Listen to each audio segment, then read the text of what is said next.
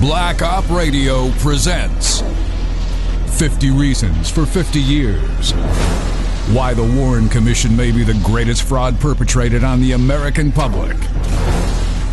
Now your host, Len Osanek. In this week's episode, author John Armstrong examines the records and evidence regarding Lee Oswald that the Warren Commission had to cover up.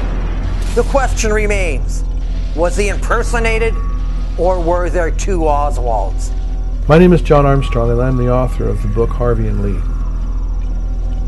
There are many mysteries surrounding the life of Lee Harvey Oswald, the alleged assassin. How does a high school dropout teach himself Russian, a very difficult language? How does a defector who pledged to reveal secrets while in Russia return to the United States under such little suspicion? Why do his activities coincide with intelligence activities so frequently?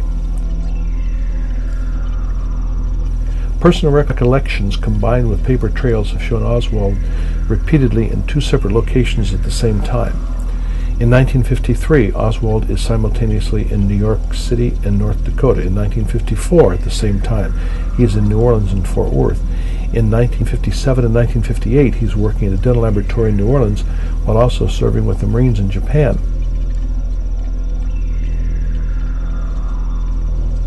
J. Edgar Hoover knew of the two Oswalds long before the assassination. Memos referring to two Oswalds crossed his desk in 1960 and again in 1961.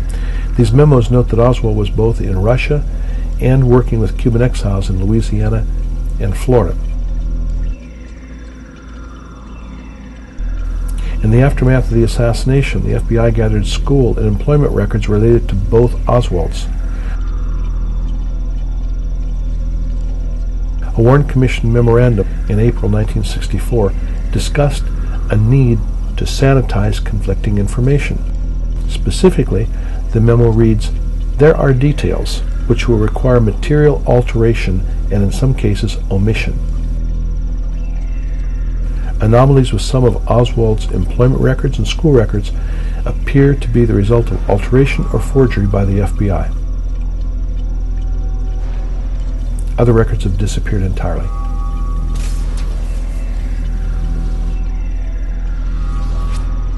In the immediate aftermath of the assassination, the FBI seized employment and school records from locations such as Pfister Dental Laboratories in New Orleans and Stripling High School in Fort Worth, Texas, while denying there was any reason to do so. In 1964, Warren Commission member Richard Russell conducted a private investigation into several aspects of the case. Army intelligence officer Philip Corso, using contacts within the government, reported to Russell that there were indeed two different men using Oswald's passport, and this was connected to a false defector program. Stay tuned for the next installment as we expose week after week 50 lies the Warren Commission would like you to believe.